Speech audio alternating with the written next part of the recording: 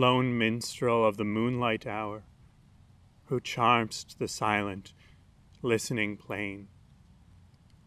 A hapless pilgrim treads thy bower, to hear thy solitary strain.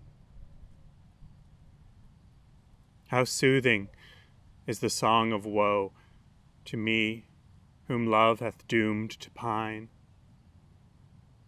For mid those sounds that plaintive flow,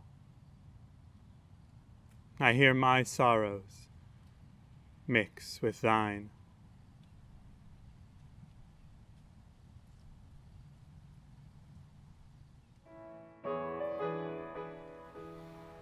Hi everyone, thanks for watching Graveyard Poetry. If you've enjoyed this video, please like and subscribe. And join us next week for another classic poem. See you then.